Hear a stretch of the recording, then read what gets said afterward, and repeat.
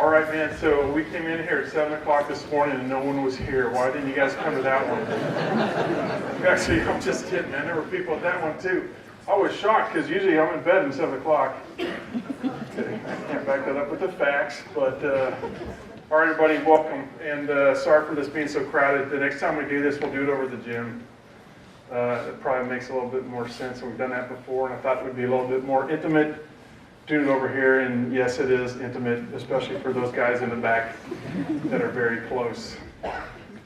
All right, so the president had his State of the Union address last night, and I figured, I might as well follow on with our State of the Gunfighters address today. I do have some of those people that clap. Oh, by the way, hey, there's a seat here. Anybody wants to come up? So I have those people that clap strategically positioned within the audience. So I got Chief here. Yeah. So if you start hearing that clap, that means everyone's got to clap. Okay? Whether it's funny, good, or bad, I just need you to clap, all right? All right. So, hey, snide remarks for later. The airing of grievances will come at a later time. All right, so hey, here's what, if you think about what we've done with Commander's Calls and what I've done with Commander's Calls, I hate to bring you in here to waste your time, okay? So I want this to be worthwhile to you. So if you think all the way back in September of 2017, we had a Commander's Call and we talked about just, what's important and what the expectations are of airmen. And then in January, we had a January 26th, actually, last year, we had another Commander's Call and we went through what the strategic environment is, and we laid out the priorities that the commanders and I set at that time for the wing. In June, we had another Commander's Call, and we talked about the reorg, which was on everyone's mind. And here we are, February 5th, or whatever today is, and it's about time we just give a State of the Union, okay? So what I want to do today is I just want to talk about where the wing is and where we're going. All right, and then answer any questions you guys may have. Before we do that, what I'd ask you to do is just kind of think about where you are. Look around. Look around this room and think about working in a fighter wing. And when you call home and you tell mom and dad that you work in a fighter wing, what do they say? What do your friends say? Anybody? Yeah, that's right, man. It's all cool stuff though, right? They're like, holy smokes, fighter wing. And so each of us are blessed, man, to work in this awesome organization called Fighter Wing, which frankly, when we were 2 and 3 we weren't thinking about it. When we were 12, 13 years old, I'm sure most of us weren't thinking about being in a fighter wing and the incredible difference we make here, which is pretty cool. And when you think about what your, folks in your hometown are doing right now, anybody live in the Midwest? Yep. I mean, what are they doing right now? What are they thinking about? The average dude driving down Main Street. Freezing? Thinking about the cold, right? Thinking about, what they're going to buy from the store, what the price of gasoline is, what the weather's going to be like. What they're not thinking about is their personal safety. They're not thinking about their personal safety or whether they're going to get attacked. And the reason they're not is because of what we do in this fighter wing, what you guys do, right? You have an incredible opportunity to make a difference. You guys have probably heard me say it. I'll say it again. We are legends. We are, man. We're legends. Okay? When you look back at this time, when you guys are 60, 70 years old, some of us are approaching that quickly. I'm not. Just kidding. Just kidding. I'm getting closer. When you look back at these times, man, you're going to think about the legendary times you had at Mount Homer Air Force Base. And all the bad stuff, you're not going to remember it. You just remember the good stuff. I mean, I'm sure you're going to be talking about turning wrenches when it's, minus 20 wind chill. Actually, it doesn't even get that cold here. When it's 10-degree wind chill out on the flight line, you're going to be talking about making the rounds. But you're going to be talking about legendary times with legendary airmen, which is pretty dang cool. All right? So just don't lose track of that. Don't lose track of the incredible opportunity you have working in a fighter wing, which is incredibly unique. All right, off that spiel. And on to State of the Gunfighter. So I'm going to talk about the strategic environment. I think it's always important in a military brief to start with what the enemy is doing. Then we're going to talk about the wing priorities. I'm going to talk about keeping score.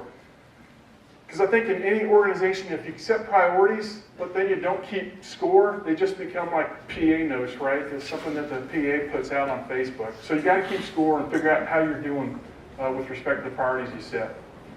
Right, and we're going to talk about the reorg just a little bit, reorg 2.0, which is kind of where we're going. We're going to discuss innovation. We're going to give a financial update. We'll talk about some future events and some cool stuff that's going on. And then we will have time for the airing of grievances and any questions you have, okay? There's a lot of people here, so lots of opportunities to ask questions. I think we got the presenting thing figured out. We got questions already coming in on that. Snide remarks, comedy. Okay, look forward to those. All right, let's get right into it. So the strategic environment. We talked about this about a year ago, right?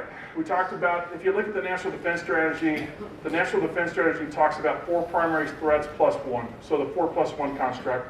And the four includes, nation-state actors, particularly Russia and China. And what have Russia and China been doing over the last year? They've been doing their continued, stuff that they've been doing for the last 5 years. They try to counter that message of liberty and freedom that the U.S. preaches everywhere, right? China's doing their best to secure resources. They got 1.4 billion people to think about, so resources in the South China Sea is something high in their mind. Resources in Africa, resources everywhere. Resources is what they want. And so they're trying to stop access to resources for a lot of different countries. Iran's still out there trying to be a regional hegemon in the Middle East. Right? Influencing, spreading influence, and frankly hate all throughout the Middle East. And then you got North Korea. I know our president met with North Korean leader a couple months ago in Singapore. I know they're going to meet again the 27th and 28th of this month. But the reality is that North Korea still has nuclear weapons, and North Korea still has chemical and biological weapons, and they still remain a threat to the United States. All right, and then violent extremism, that is not going to go away. That will be a constant fight and something that we will depend on you to take the fight to them so they don't bring it over to us. All right? So that's the strategic environment. And when we got together about a year ago and we looked at priorities and where we want to be, we want to be, not my other wing, we want to be right here. The vision is the nation's finest fighter wing. And the commanders talked about, hey, how do we get there? And we set these priorities: enhancing readiness, building leaders, taking care of airmen and families, and developing trust among mission-focused airmen.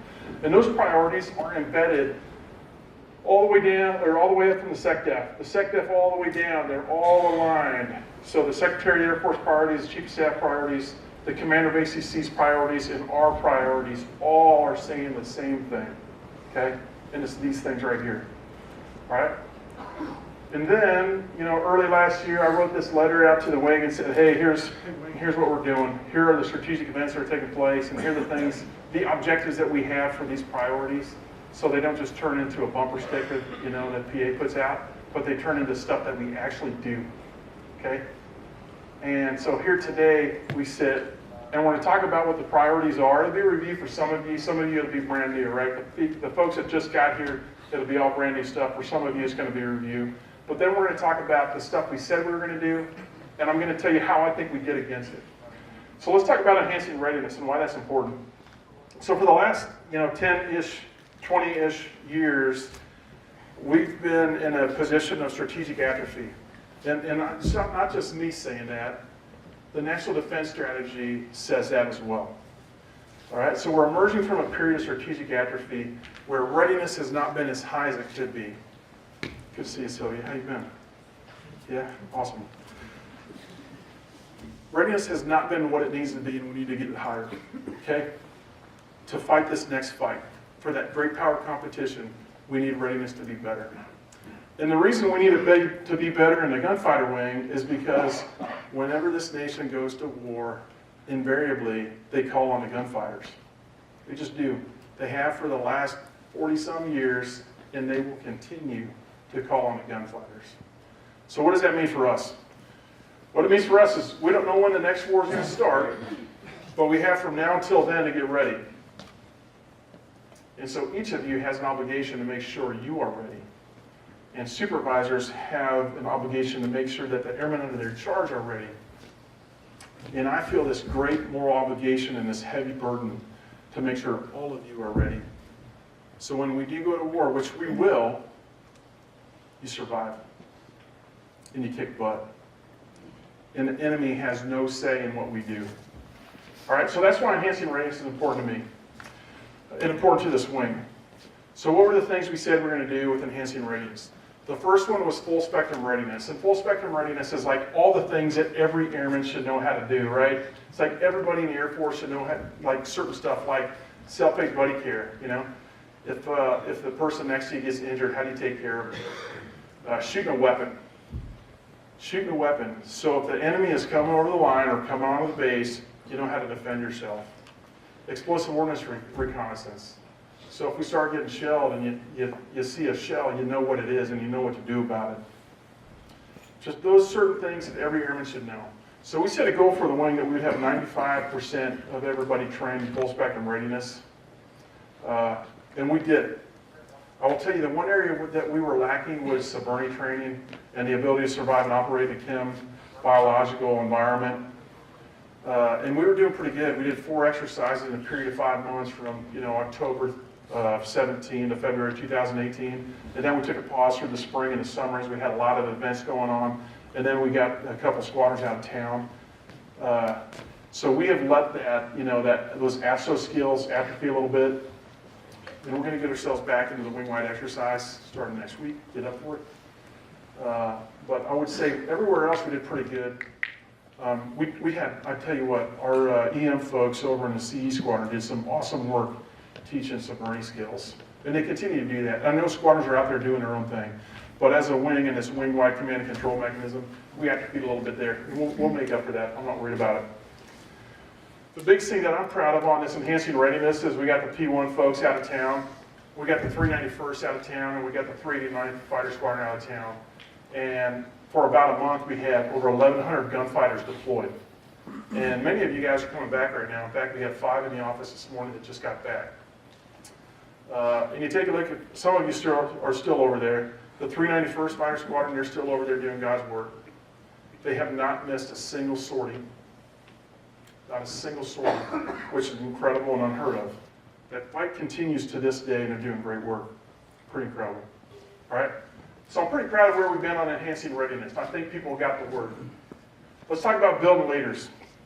So for the last 30 years, we've had complete control and complete say when it comes to timing and commanding control in our forces. So like when we said we want to go into Mosul, we're like, all right, we're going to go into Mosul on this date, and we told all the forces when to be there. They were there, and we took Mosul. And the enemy didn't have a thing to say about it. They couldn't. They had no capability against us.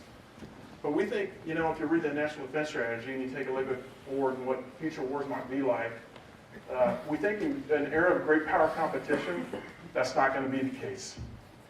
The enemies are going to be able to have a say in command and control, and they're going to have a say in timing. And so if that's the case, you need leaders that can take the fight to the enemy, even when the orders are ambiguous or absent. All right? And, when the timing is not on our side, can take the fight to the enemy and not rely on that higher headquarters back. All right, let me give you an example of that. Anybody heard of these guys? The guy on the left is First Lieutenant Ken Taylor. The guy on the right is First Lieutenant George Welsh. Some of you guys are nodding your head because I've told this story a couple times in a couple different settings. But Ken Taylor and George Welsh were fighter pilots, P-40 Warhawk pilots in World War II. And they were stationed on the island of Oahu on December 6, 1941. And December 6, 1941, they were having their squadron Christmas party like everybody does, and I'm sure it was awesome. And they were dancing, and finally they said, like all lieutenants do, hey, let's ditch this squadron party and go have a real party. And they went to an all-night poker tournament on Waikiki Beach. And about 6, they're in their tuxes at 6:30 in the morning. They're like, man, it's time to go to bed. Let's go to bed. 6:30. I'm a lieutenant. I need some sleep. At 7:55, they wake up to the sound of Japanese bombers over Honolulu. So what do you think they did? What would you guys do? So what Ken did is Ken had a brand new Buick convertible. And he said, George, go get my convertible. I'm going to call out to the base and have them put some bombs and fuel and weapons on those jets. All right? Actually, they weren't jets. They were people who were Warhawks, so they were prop planes. They didn't put bombs on them either. They just put bullets on them.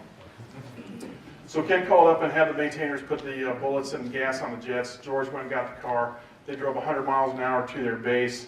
They took off under enemy fire, the two of them against 200 to 300 enemy fighters. They shot down a couple, they landed, they refueled, they got more bullets. They went back up as the base was under attack, and they shot a couple more. So these guys shot down without orders. They just did it. They had the major running after them saying, don't go, but they went anyway. And so they shot down 5 to 6 enemy aircraft out of 200 to 300. So did it make a hill of beans in the war effort, like in that tactical fight? Probably not. But in the whole war, it motivated people. All right? So I'd ask you what you would do if you're faced with the same situation. If, you got a scene from Red Dawn, the old one, not the new one. You see the parachutes and the red smoke coming down. And what do you do? You're in your hotel room in Boise. It's your Christmas party. And you see this happen. What do? You hit snooze, because if they need you, they'll do a squadron recall and call you up. Or do you, hop in your car, drive down the interstate 100 miles an hour, call maintenance up and say, hey, put some bullets and gas on the jets because we're going fighting. I hope you would do the latter. All right? So those are the kind of leaders that we're trying to train. The ones that aren't waiting for orders, the ones that see combat initiative and take it. Okay? Taking combat initiative. All right? We're not going to need that all the time, but there are going to be times when we need that, when we need you to act. All right? So that's why we need leaders. That's why we need leaders, because we think a great power competition is going to be more like what Ken Taylor and George Welsh fought, and less like what we see every single day when we're fighting battle in Syria. All right? So what did we do to get us there, to get this leadership thing going in 2018? Well, one of the goals we had was, hey, let's reorganize the entire wing, all right, to flatten the structure, to give more decision-making authority to squadron commanders. And so, we were pretty serious when we did it, right? The Air Force was. We eliminated all group commanders from the wing. Okay? All the squadron commanders report directly to the wing commander. They do not have that intermediate level of command called group commanders. And they're making decisions. And how are they doing? I will tell you, I think they're doing pretty good. I couldn't be happier with the decisions and the decision authority that we've passed down to squadron commanders. They're doing great work. And I think in a real shooting match, that authority that we provided them will give them what they need to make decisions faster and more autonomously. And we look at this spectrum between control and autonomy. Man, control is very comfortable to military leaders. Autonomy is less comfortable. I'm getting more comfortable with autonomy. But these guys will have more autonomy, and they'll be able to take the fight to the enemy. Okay? And that's what we want. So that was one of them. The second one was professional development opportunities and initiatives. And we've done that. We started a flight commander, flight chief school, which has been running successfully. We got squadron commander school, which has been running successfully. We got professional development opportunities, officers' calls, those kind of things that have been running successfully. So I'm pretty happy with the efforts we've made on building leaders. All right? I'd love to hear what you guys think.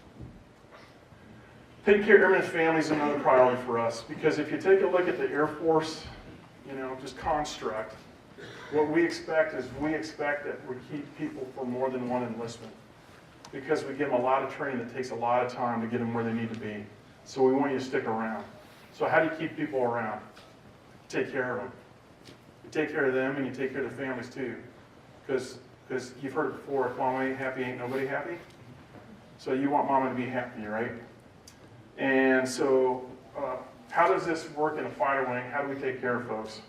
the things that we said we're going to do is we're going to improve Air Force institutions. And Air Force institutions are things like, my daughter who went to the doctor for the first time in Colorado said, "Dad, this is so weird. I went to the doctor and the doctor wasn't wearing ABUs. He was wearing like this white lab coat." Because she always went to the doctor and the doctor always wore ABUs, right? So that was weird for her. Our clinic is an Air Force institution. The fact that you buy your gas at the shopette, you buy your booze at the Class 6, you go bowling at our bowling alley, you go golfing at our golf course, which is the best in the Air Force, in my opinion. You stay on base, you stay in lodging on base here. You go to the club for ALS grads and all that stuff. I want all that stuff to be the best because it's an Air Force institution. And if you take a look at where we've been in the last 6 months and change, we put over $1.5 million into Air Force institutions on the base. Okay, we got all brand new golf carts on the golf course with GPS. They're tricked out, they're loaded. They can tell, if you're driving in the dirt or on the green. They can tell how bad I am. Those kind of things. We bought new vans for outdoor rec. You're probably seeing it right now at the Child Development Center and the Youth Center. We're putting in new playgrounds. We're remodeling the club. We're doing all kinds of things to make life on Mount Holm Air Force Base better. The other thing we're doing is looking at BAH and making sure our airmen are getting paid an appropriate housing allowance for the quarters they're living in.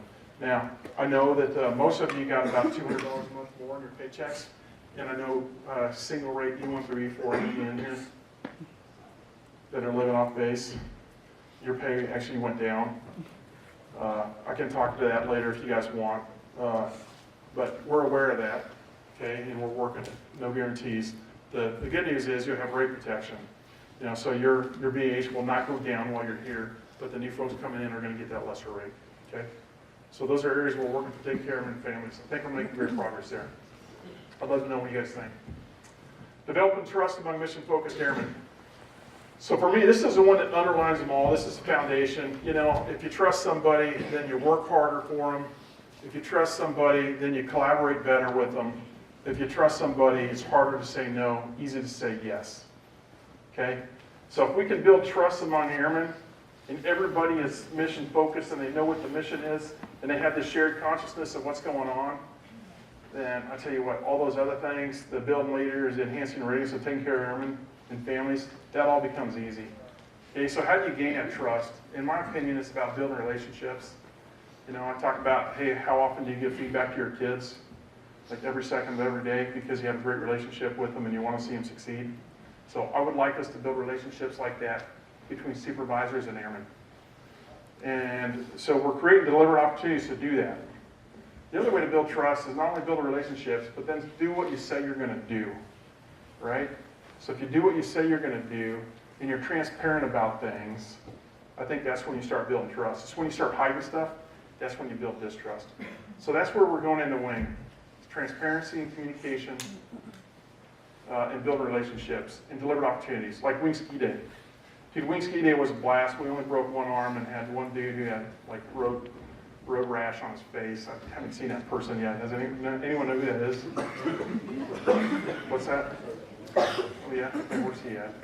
Here today or not? All right, we'll probably see that person later. But anyway, if we create deliberate opportunities to build relationships, it's over here. All right. If we create deliberate opportunities to build relationships between supervisors and airmen, we can start building that trust thing, right? That trust thing, where people feel like they're valued. Feel like you're valued, things go a long way, right? So that's what I want to create here. And those are the areas we've been going on at. All right. So you're going to see another letter here soon, which is going to be, hey, here's what the Wing Commander expects to happen in 2019. All right. And I've summarized it on here. I know that's a lot of words, okay, but I just throw you this because this is a slide that we use in our Wing Command and staff meeting, and commanders and squadron superintendents talk about how we're accomplishing the priorities of the wing. All right, so I'm not going to read through all of these. I just want to go through a couple of highlights. So enhancing readiness, what we're going to do is phase 1 and 2 readiness. That atrophy and actual skills and command and control that we talked about, We're going to get back to that. So we're going to do a wing exercise once a quarter. All right, and we're going to start with the phase 2 next week, which is going to be awesome. I'm pumped up about it. I hope you guys are. And then we're going to do a phase 1 in March. All right, so that'll be quarter 1 and quarter 2. We're going to take probably a break through the summer as we kick P4 out the door, get the 391st back in here, go through the PCS season, that kind of thing. And then probably sometime in early fall is when we'll start up with another exercise. All right, but that's kind of where we're going to get the base back on that, full ATSO, FSR skills maintained. All right. So what are we going to do for building leaders? A couple things. I do want to talk about Reorg 2.0. So when I think about this reorg, we did Reorg 1.0, which was how do you get this reorg structure to work in Garrison, right? Like every day, how do we make this thing work? The Reorg 2.0, which is probably more important, is how do we make this Air Expeditionary Wing work like in wartime? Like if we take this entire wing to war. And for the last 30 years, we've been doing this crowdsourcing where we take a person from here, we take a person from Seymour Johnson, 2 from Hill, 2 from everywhere else, and we all meet on the line of scrimmage to fight this battle. We think in great power competition, that's not going to be the case. If you do that, you're going to fail because you won't have built the relationships you need to trust each other in battle. So we want to take the entire wing. And so the Chief of Staff of the Air Force, in the last several sessions I've sat with him, he has given wing commanders like these 5, what I call specified tasks. It's like, hey, here's what I expect out of a wing, or what our nation expects out of a wing. That they will be able to stand up a wing at a location, forward, sustain the wing, defend the wing, receive forces, command and control the wing. Okay, so those 5 specified tasks. So the organizational structure that we built, man, it's purpose-built for that. It's purpose-built to command and control that kind of wing, an expeditionary wing that can go forward, command and control forces, take the fight to the enemy. All right? So this Reorg 2.0 is a lot of the A staff figuring out how we're going to command and control this giant wing. So when we're cut off from a 3-star command, this wing can continue to take the fight to the enemy. It's about warfighting. It's about big warfighting. All right, I'm excited about it. Taking care of airmen and families. We're going to continue to invest in Air Force institutions, okay? We're going to continue to pour money into services programs. I'm pretty passionate about services programs because I think they make a difference, because I've seen them make a difference. We're going to have a bunch of concerts and stuff that we'll talk about in a bit here. And the other thing we're looking at is the BX Commissary. The BX Commissary, what do you guys think of that place? Okay, good, bad. Yeah, I hear some, So that's kind of what I think too, right? And I think that our airmen should be shopping in the best place in the world. I want you, when you walk into our commissary, to think that you're going into Whole Foods. Seriously, right? I'm serious. And it's not a joke. It's like, man, go big or go home, right? I want us, when we go into the BX, to go, man, this is big. Bigger than us. So we've been working with an architect, we've been working with AFES, we've been working with the Defense Commissary Agency to design what the new, it's not going to be a new BX commissary, to design new storefronts for this to make the place look good and be a place people want to hang out. All right?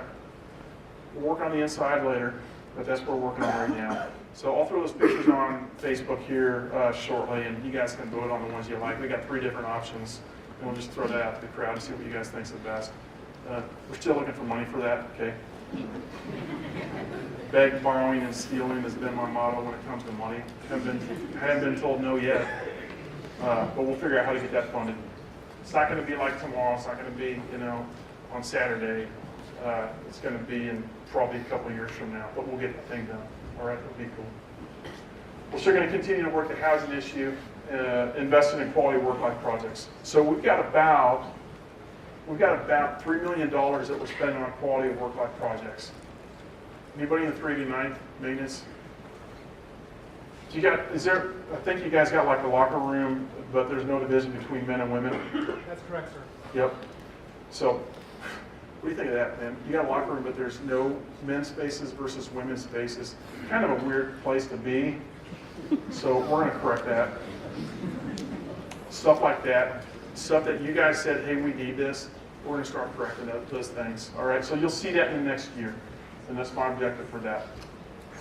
Then for that developing trust among mission-focused airmen, we're continuing to create opportunities for airmen to just hang out and get together. I'll tell you, the chapel, anybody participating in the chapel programs? Yes, no? I know some of you have. Yep, they're back there. I know you guys have. That's right. We were disguising these resiliency programs as just cool stuff like hiking and going down river rafting and that kind of thing. They've been pretty successful. So we're going to continue to use those types of things as well. All right?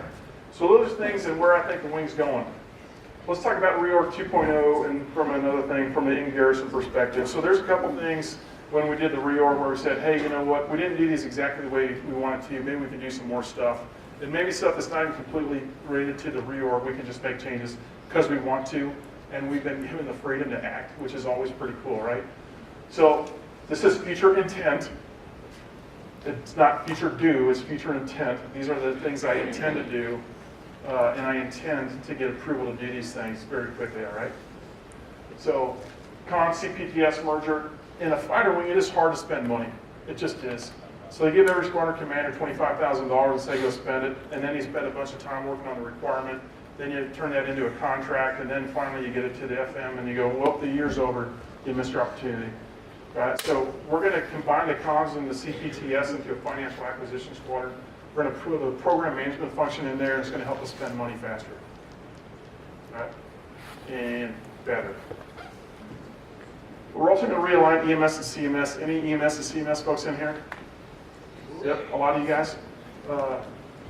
So there's a lot of people talking about this, right? Merging EMS, CMS, and making a maintenance squadron, splitting off MUNs, splitting off of MUNs, which would be ammo, armament. We're going to add PMAL and AFROP in there. Yep. So we're going to make that split happen, and what that's going to do is it's going to right-size squadrons. So EMS, right now it's a pretty big behemoth of a squadron. How many folks you got in your troops right now? 504? Yeah, so we'll get that well under 500, which will give the commander an opportunity to know their folks better. All right, a smaller squadron, better opportunity for span of control. So that's one of the things we're doing.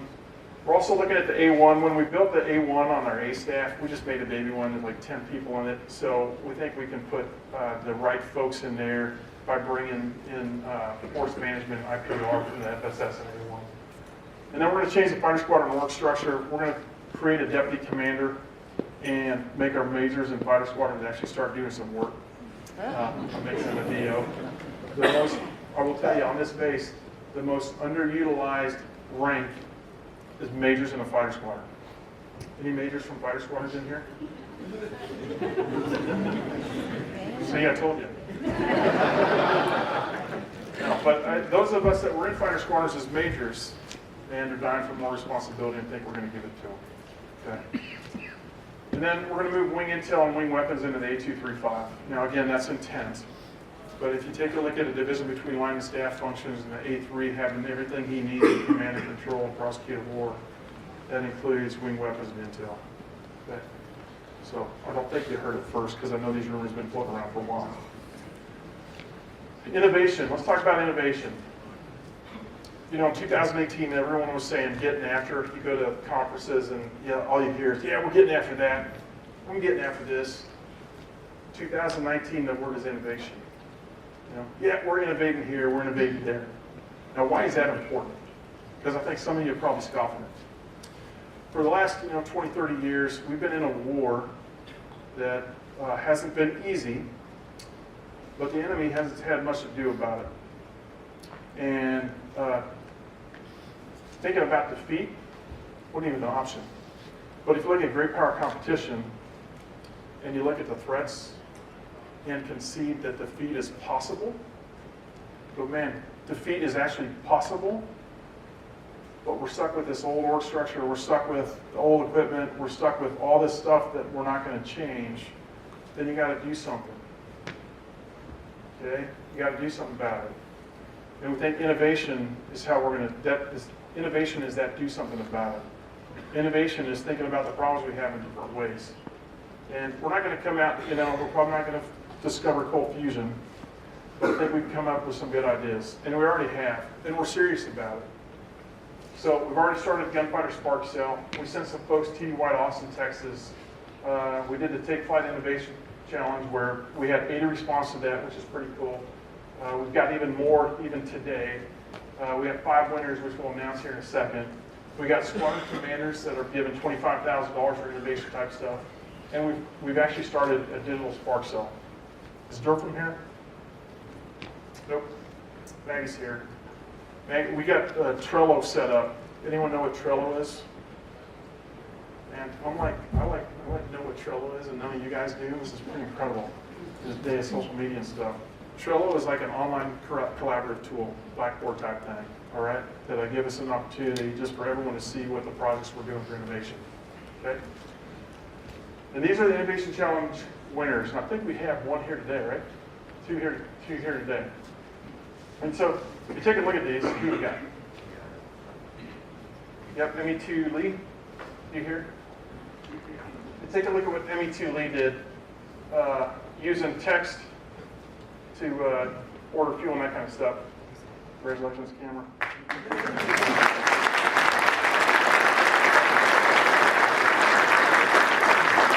You take a look at that and you go, well, shoot, that's not cosmic. You know, that's not new. And you're right, man. Some of these are just easy solutions, but they've never been done before, at least here on a base.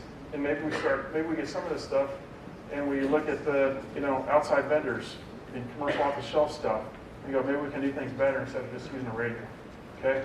And then ME3 Lou, did I pronounce that right? Probably not. Did I really? All right. Camera there. Hi.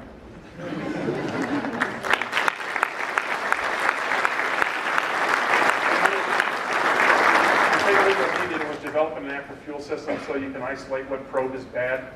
And those are things that are going to save hours of time eventually, right? Now, that doesn't mean we got all these right. You take a look at the procure replica F-50 paintball mask overcome limited gas mask situation. We got a limited number of gas masks that we can issue out to everybody, and not everyone's going to have a gas mask. It's not a good place to be if you're in a big shooting match. So maybe when we're training, we can use some of these paintball masks. Anyone seen those things?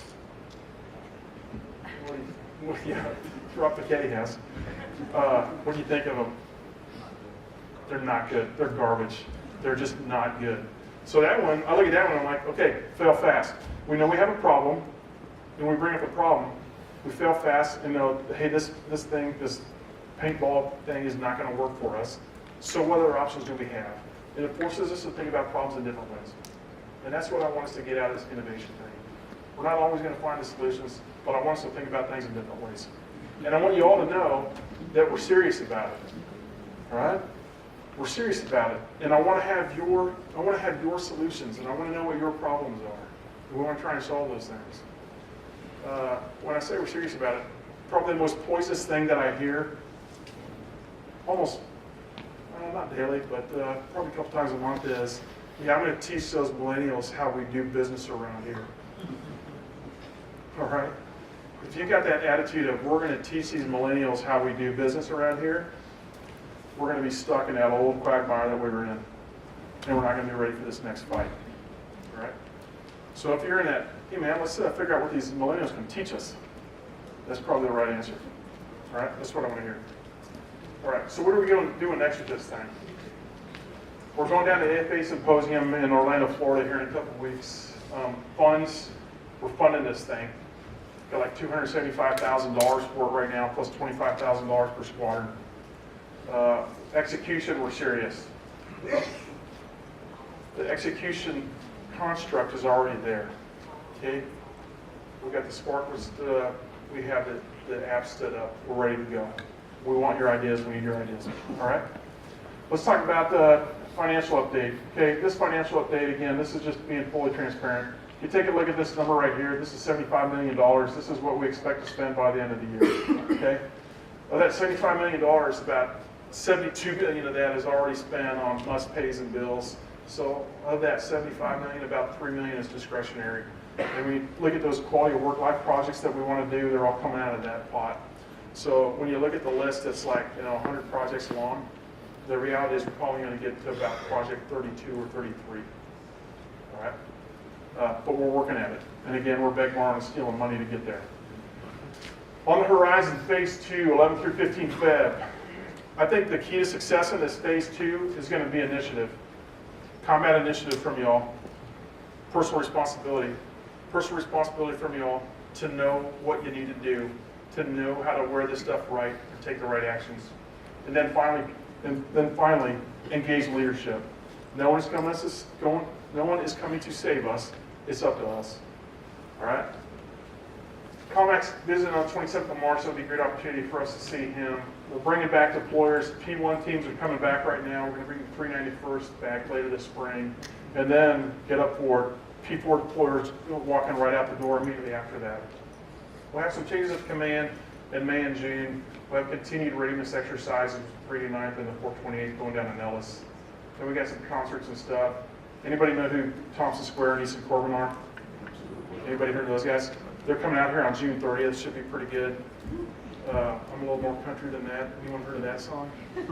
Besides me, doesn't sound like it. Anyway, those guys are going to be great. We got Sesame Street Live coming in March for all you fans of Sesame Street. All the photographs will be here. And then we've also got some comedians coming out as well. Yeah, I'll talk to that. And then Capstone UEI. You know, we did not have our midpoint UEI. They looked at us and said, hey, you guys look pretty good. Are you sure you want a UEI midpoint? And we were like, no, we'll take a pass if you'll let us. And they gave us a pass on the midpoint, but we have the capstone coming up 16 through 20 December. Get up for that one. All right. So that's my pitch, and we're now time for questions. Anybody got questions in the audience before we go into the presentation? Anybody? Yep. Can I start from T-Bolts? Okay. How quickly do you foresee this new work construct being adopted throughout the Air Force? Yeah, that's a great question. Here's a coin. Being first question. Nice catch.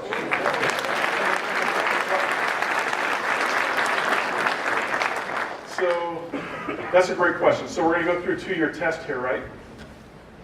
And I don't know what's going to happen at the end of that 2 years. What I do know is if we were going to get out of this at the 2-year point, we would have already had to start making changes already just due to the assignment system and trying to back things up and what's going to happen in 2021. So we are at a minimum going to be here in this core org construct for 3 years. I think it's a warfighting imperative to get to this new construct, but it's unknown whether or not it's going to spread to the rest of the Air Force. General Holmes thinks at a minimum he would like to put it in 12 wings across ACC. You know, I think one of the worst mistakes we ever did as an Air Force organizationally was split the mission up into these 4 functional groups. All right, and then stovepipe functions, not mission. If you stovepipe the entire mission, I think that's fine. But when you split the mission up and then stovepipe the different parts, I think that's bad. So I guess that's a long way of saying I think we need to get rid of the functional stovepipes and everybody concentrates on mission. And there's a lot of people that agree with me on that. So I think you'll see it spread. I'm not a giant, big, huge prognosticator, so I'm not sure if that's going to be the truth or not, but we'll see. Thank you. So too early to tell. Anybody else? Nothing from the room? All right, I think we got some on presentation that you can just pull up here.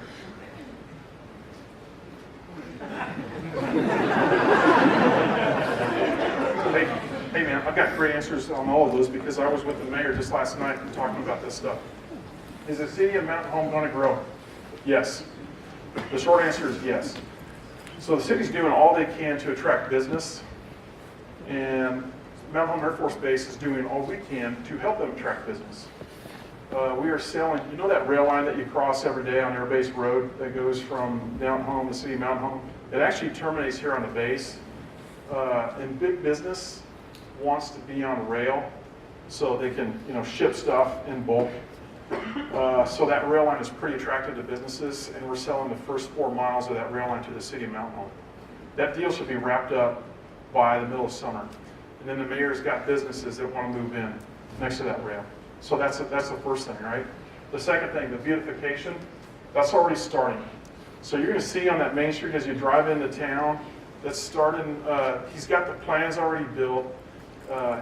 he's like doing requests for proposal right now and getting bids, and they intend to start construction, I think, in April and be done in August with a downtown beautification project. And if you take a look up north on American Legion Road, they're putting a new Briesca in. That's not a plug, it's just a fact. They're putting in spaces for additional restaurants that come in. He keeps all the restaurants top secret. I'm like, hey dude, if you're keeping it top secret, that probably means it doesn't exist. He disputes that. But the bottom line is the mayor is doing all he possibly can to get Mountain Home growing. And I think a prosperous city of Mountain Home is good for Mountain Home Air Force Base Airmen. And that's my stance with the community, and we're getting there. Is it going to happen fast? No. It's not going to happen fast. But eventually I think you're going to find an improved Mountain Home. Possibly have gold days. Gold days are when we reach our flying gold days, we get a day off. Thank you for the explanation. I have no idea what a gold day was.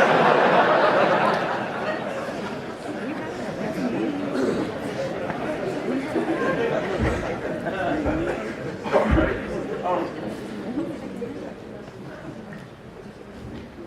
Where do I go with this, guys? I've been trying to get an effective Gold Day program established for 4 years, and I've failed. All right, I'll put the blame all on me. And I think what Gold Day is about is incentivizing performance. And if you're turning wrenches on the fly line, and it's make the donuts every single day, it's hard to see what the goal is. It's hard to incentivize performance. So I would love to see a Gold Day. Okay, I would. And I would love to see it based on the keys to readiness. And we talk about enhancing readiness, and the FY19 Flying Hour program is one of those.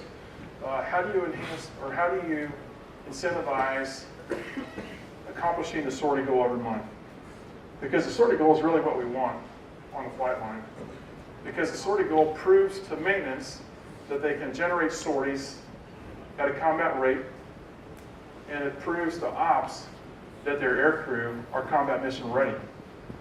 So if you get both of those together, combat mission ready aircrew and maintenance generation, those are frankly the keys to readiness in a fighter squadron. If you boil it down to just the very basics, and the keys to those is sorties.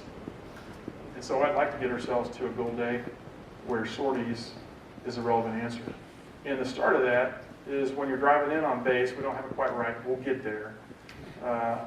Showing everybody what the sortie count is. We got hours on there. Frankly, hours, I think you'll let me worry about the hours. And the squadron commanders and the flying squadrons and the A3 worry about the hours. But the sorties, I want everyone to worry about. Everyone should know how many sorties ahead or behind we are. And when that number becomes 0 on the 30th of the month, the 31st is off. Okay? In my mind, if you do that, on the 25th, people are like, holy smokes, we're getting close. We only got 60 sorties left to get that Gold Day. If it were me, I'd work harder. So I'd like to get there. Okay? It's not that simple. It's not that simple. You need to make sure you're incentivizing the right things. You make sure that you're not driving second and third order consequences that you don't want. Okay? All right, next. I sure hope so.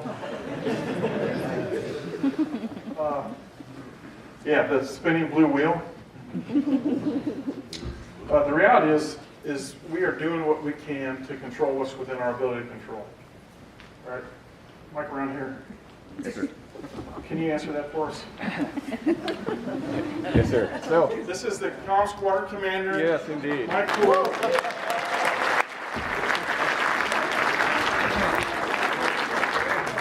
So the long answer is we do have a contract coming in, Air Force level contract. It's called BIDI for us.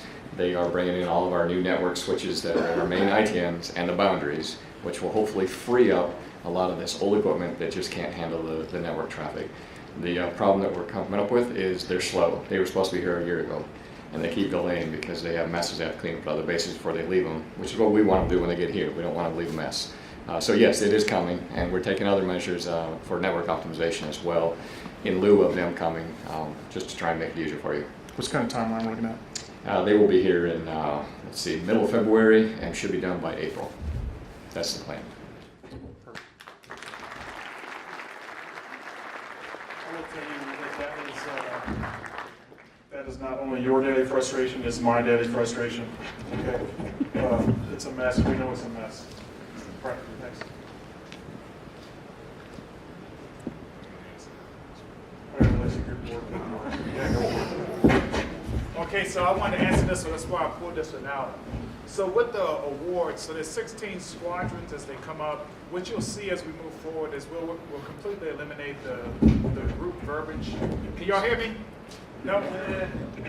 We're going to completely eliminate the group verbiage when we get to the annual awards, all right? What I will say is that this was my decision when I came in June because I just didn't, while we were in the experiment, I didn't want to affect Airmen's Ground. I didn't want to lose those awards. That's what basically it boiled down to. In addition to that, it makes it easier. Otherwise, sometimes at the wing, we would have to award 16 packages for one thing. So I don't have a problem with eradicating more awards, but if I have to be honest about it in this room, I'm pretty sure y'all probably not comfortable with that. I see a lot of heads shaking yes. So what we're trying to do is we do have to recognize that we are unique and that communicating, like when you talk about boards and stuff like that, we still want to communicate effectively to make sure that we take care of airmen. And so I made the decision to keep it that way. And same thing, just to clarify with the stratification process, most people don't know, the senior SEALs know what I'm talking about. When it comes to the deputy evaluator endorsement, the last board, even though the guidance says it doesn't matter, people were not getting promoted with intermediate endorsements. And so I made decisions to make sure we better took care of airmen. So that's why it is what it is, but you will see the verbiage change. We're still tweaking it, and I'm definitely open for feedback. Okay, so that one is all about taking care of, right? The reality is until, I gotta stop saying the reality is. The reality is, until the rest of the Air Force adopts this structure, that we're going to look weird. And what we didn't want is people that were deserving of an award didn't get credit for an award. So it's weird. I know it's weird. It's how we are trying to make sure we take care of airmen in the interim. All right, probably got a couple more.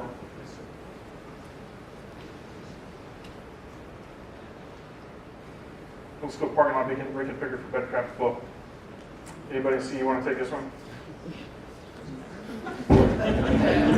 Joel Stanson, CE Squadron Commander. Hi, sir.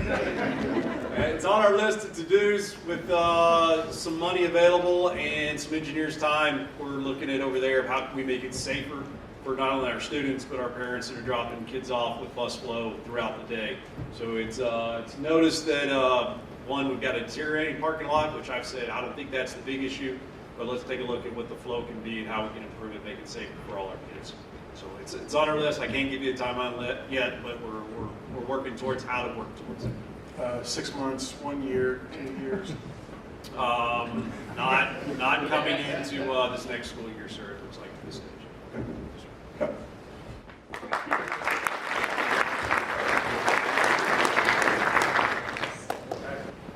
You guys got anything out here? Any others? Questions?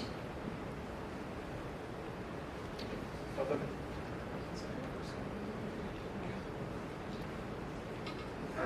When you visit other squadrons, airmen, what are small things younger airmen do you respect most? For me, it's the details. Really, it's the details. All right, it is a crisp salute. It's military bearing, because believe it or not, people notice that.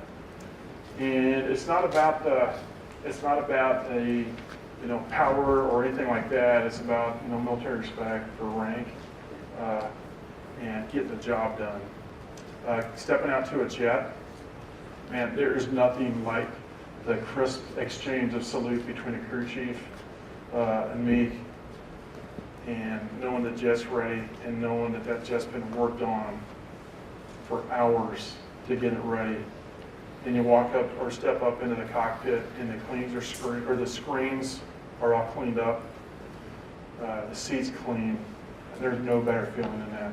There just didn't. So I would say military bearing, crispness, those kind of things. All right?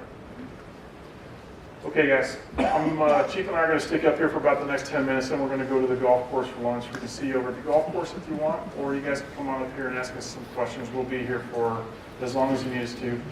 Hey, it continues to be my pleasure to serve with you guys. You're dismissed.